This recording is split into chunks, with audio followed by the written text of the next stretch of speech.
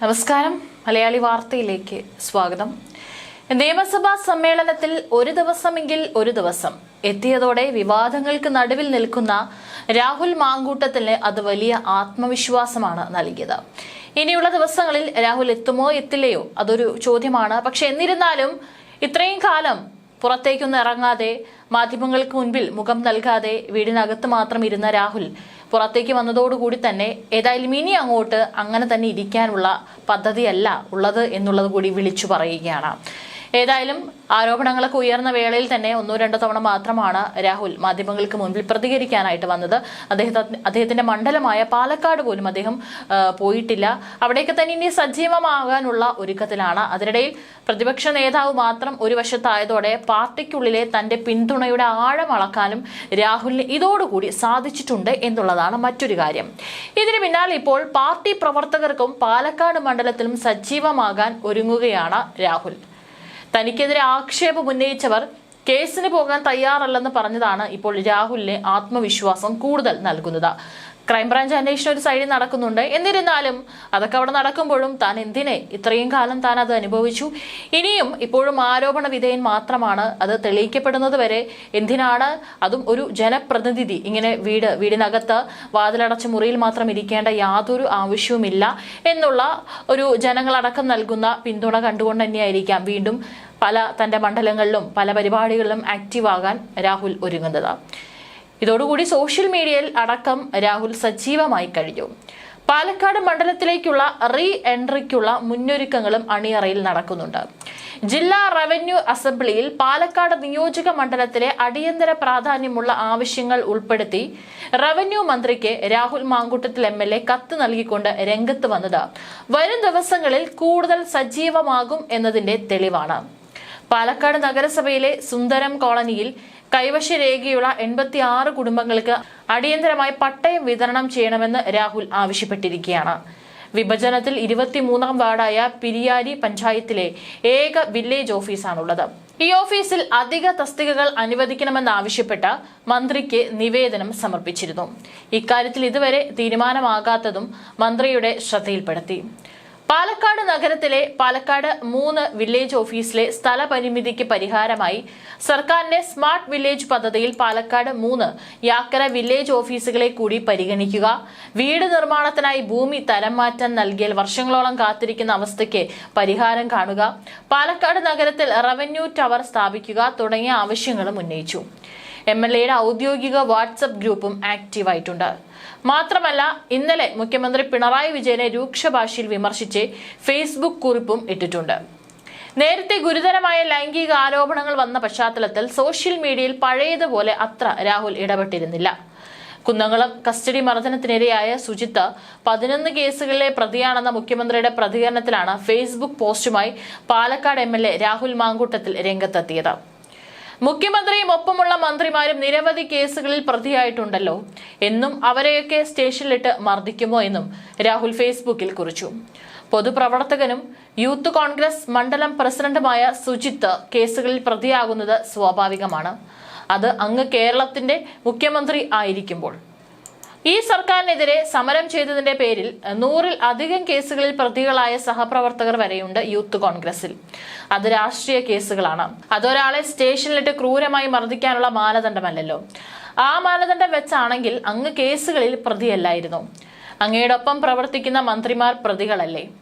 അങ്ങയെ പിന്തുണയ്ക്കുന്ന ഭരണപക്ഷ MLAമാർ പ്രതികളല്ലേ? അവരെയൊക്കെ സ്റ്റേഷനിലിട്ട് മർദ്ദിക്കുമോ? രാഹുൽ ഫേസ്ബുക്കിൽ കുറിച്ചു. ഈ പോസ്റ്റിന് വലിയ സ്വീകാര്യതയാണ് ലഭിച്ചുകൊണ്ടിരിക്കുന്നത്. CPM-ഉം BJP-യും എതിർക്കുന്നുണ്ടെങ്കിലും ഈ ആഴ്ച തന്നെ മണ്ഡലത്തിൽ എത്താനാണ് രാഹുൽ ആലോചിക്കുന്നത്.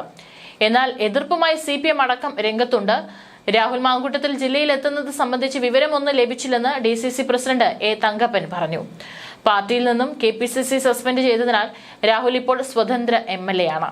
എന്നിരുന്നാലും അവിടെ പാലക്കാടുള്ള ഓരോ ജനങ്ങളും വോട്ട് ചെയ്താണ് അദ്ദേഹത്തെ വിജയിപ്പിച്ചിരിക്കുന്നത്.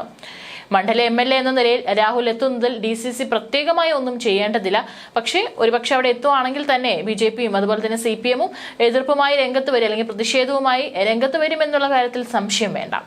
അദ്ദേഹത്തിനൊപ്പം കോൺഗ്രസ് പ്രവർത്തകർ സഹകരിച്ചാൽ നടപടി ഉണ്ടാകുമോ എന്ന ചോദ്യത്തിന് KPCC ആണ് അത്തരം കാര്യങ്ങളിൽ നടപടി സ്വീകരിക്കേണ്ടതെന്നും അദ്ദേഹം പറഞ്ഞു. രാഹുൽ എത്തിയാൽ ഒപ്പമുണ്ടാകുമെന്ന് നഗരസഭാ കോൺഗ്രസ് കൗൺസിലർ മൻസൂർ മണാലഞ്ചേരി ഉൾപ്പെടെയുള്ളവർ പറഞ്ഞിരുന്നു.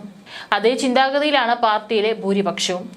രാഹുൽ മാങ്കൂട്ടത്തിൽ MLA നിയമസഭാ സമ്മേളനത്തിന്റെ 2ാം ദിവസമായ ചൊവ്വാഴ്ച നിയമസഭയിൽ എത്തിയില്ല. വ്യക്തിപരമായ കാരണങ്ങൾ ചൂണ്ടിക്കാട്ടി വിട്ടുനിൽക്കുന്നതായാണ് ലഭിക്കുന്ന വിശദീകരണം. സമ്മേളനത്തിന്റെ ആദ്യ ദിവസമായ തിങ്കളാഴ്ച രാഹുൽ നിയമസഭയിൽ എത്തിയിരുന്നു. ഇങ്ങനെ രാഹുൽ എത്തിയത് തന്നെ പൂർണ്ണമായും തള്ളിപ്പറഞ്ഞ പ്രതിപക്ഷ നേതാവ് VD സതീശിന് ഒരു സന്ദേശം നൽകാൻ വേണ്ടിയാണ്. പാർട്ടിയിൽ പ്രതിപക്ഷ നേതാവ് തള്ളിപ്പറഞ്ഞതും മറ്റ് നേതാക്കൾ തനിക്കൊപ്പമുണ്ടെന്ന സന്ദേശം നൽകാനാണ് രാഹുൽ ഉദ്ദേശിച്ചത്. അത് കൃത്യമായി നൽകുകയും രാഹുലിന്റെ എൻട്രി സതീശിന് ക്ഷീണമാകുകയും ചെയ്തു.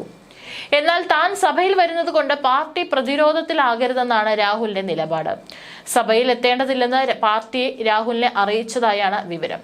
പ്രതിപക്ഷം സർക്കാരിനെതിരെ കടന്നാക്രമണം നടത്തുന്ന ദിവസങ്ങളിൽ സഭയിലെത്തി പോരാട്ടത്തിന് തടസ്സമാകേണ്ടെന്ന വിലയിരുത്തലിലാണ് ഈ നിലപാടെടുത്തത്. നിയമസഭയിൽ പോലീസ് അതിക്രമങ്ങളുമായി ബന്ധപ്പെട്ട വിഷയം ഉയർത്തി സർക്കാരിനെതിരെ ശക്തമായ പ്രക്ഷോഭം ഉയർത്തിക്കൊണ്ടുവരാനാണ് പ്രതിപക്ഷ നീക്കം. തിങ്കളാഴ്ച സഭയിൽ എത്തിയിരുന്നെങ്കിലും തുടർ ദിവസങ്ങളിൽ സഭയിൽ എത്തുമോ എന്ന ചോദ്യത്തിന് ഇന്നലെ രാഹുൽ മറുപടി നൽകിയിരുന്നില്ല. നിയമസഭയിൽ വരുന്ന കാര്യത്തിൽ പാർട്ടിയിലെ ഒരു നേതാവുമായി ബന്ധപ്പെട്ടിട്ടില്ലെന്നും സസ്പെൻഷനിലാണെങ്കിലും പാർട്ടിക്ക് പൂർണ്ണമായ വിധേയനാണ് താനെന്നും അദ്ദേഹം വ്യക്തമാക്കിയിരുന്നു. ഇത് അണികളെ ഒപ്പം നിർത്താനുള്ള നീക്കമായി വ്യാഖ്യാപിക്കപ്പെടുന്നു. അതേസമയം കടുത്ത എതിർപ്പ് തള്ളി MLA രാഹുൽ മാങ്കൂട്ടത്തിൽ നിയമസഭയിലേക്ക് എത്തിയതോടെ കോൺഗ്രസിൽ പ്രതിപക്ഷ നേതാവ് ഒറ്റപ്പെട്ടു. KPCC അധ്യക്ഷനടക്കമുള്ളവരുമായി ആശയവിനിമയം നടത്തിയായിരുന്നു രാഹുലിന്റെ വരവെന്നാണ് സൂചന. ഇതോടെ രാഹുൽ വിവാദത്തിൽ പാർട്ടിയിലെ സതീശൻ വിരുദ്ധ ചേരി കൂടുതൽ ശക്തമായെന്നും നിഗമനങ്ങളുണ്ട്.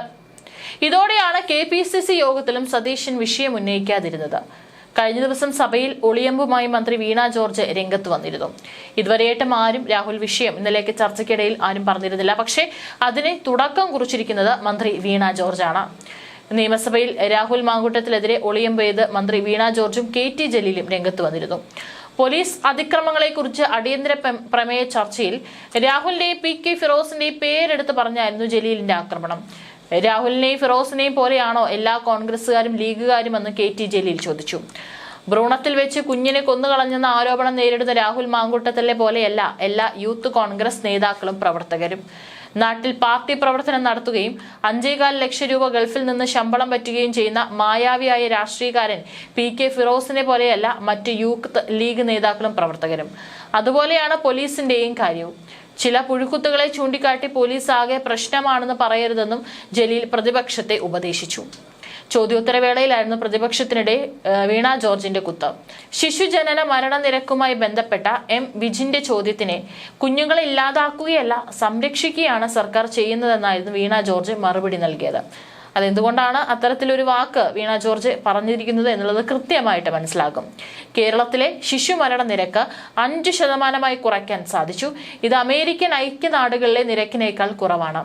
ഗർഭസ്ഥ ശിശുക്കൾ വരെ വിദഗ്ധ ചികിത്സ ഉറപ്പാക്കുന്ന നൂതന പദ്ധതികൾ ഉൾപ്പെടെ ശിശുക്കളുടെ സംരക്ഷണത്തിനായി സർക്കാർ നടപ്പാക്കുന്ന സമഗ്രമായ പദ്ധതികളുടെ വിജയമാണ് ഈ നേട്ടത്തിന് പിന്നിൽ.